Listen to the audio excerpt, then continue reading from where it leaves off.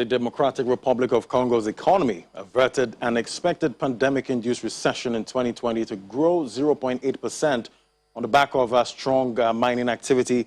And this comes after the International Monetary Fund projected last April that Congo's economy would contract by 2.2% in 2020 because of fall in prices for key exports like copper and the impact of the coronavirus pandemic. Matt Kindiger, an associate practice lead for Sub-Saharan Africa at Front of You, joins us now to give us an outlook for the country this year. Hello, Matt. Great to have you. Hi. Thanks for having me on the show today. Yeah. So, given that the economy avoided recession in 2020, what is the outlook for GDP growth this year? Yes, so I would say that the 2020 growth really confounded our expectations. We were previously expecting, like the IMF, that the economy would contract by about 2% last year. So it means that the country has performed very well by global standards, and it joins a few countries like Kenya and Ghana that avoided recession last year.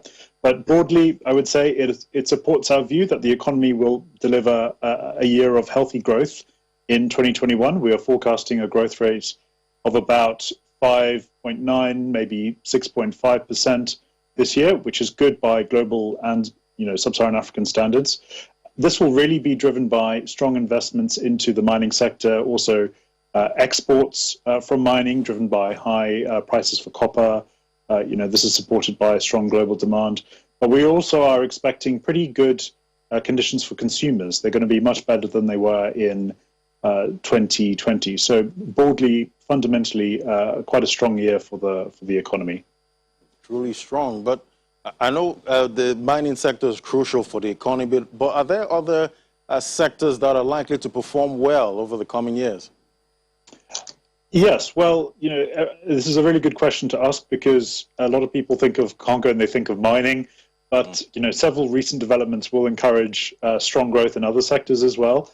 One is infrastructure development. There's been a bit of a pause recently, but we are expecting infrastructure construction, especially in electricity generation and telecoms, to gather pace in DRC this year. Additionally, the Biden administration in the US has recently readmitted DRC to its AGOA partnership, which favors certain markets in terms of, gives them favorable access to the US markets in terms of lower import tariffs. So this is very good news for manufacturing industries in DRC, textiles, for example, but also agriculture, which will benefit from the AGOA sort of partnership and provisions. So there are some other sectors apart from mining that certainly are worth monitoring in 2021. Interesting. Well, currency pressures and rising inflation have presented challenges in DRC over the last year. Can businesses expect these trends to continue in the future? Yes.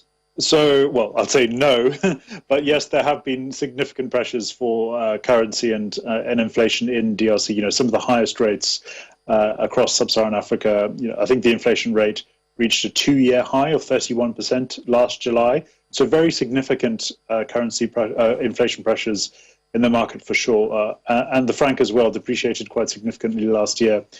We're expecting things to improve in 2021. Significant investment and export revenues will support the value of the franc this year. We can't rule out some depreciation, but we don't expect there to be a significant downward pressure on the currency.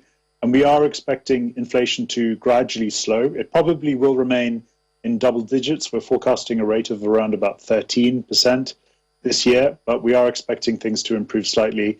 And this will support, consumer spending. It will mean that cost pressures will be less significant over the course of the year. So overall, a broadly more positive view for the monetary landscape in DRC this year. Interesting. That's good for them. We'll keep tracking the economy and see how it goes. Thank you so much, as always, for joining us on the program. Thank you, Matt. Thanks very much.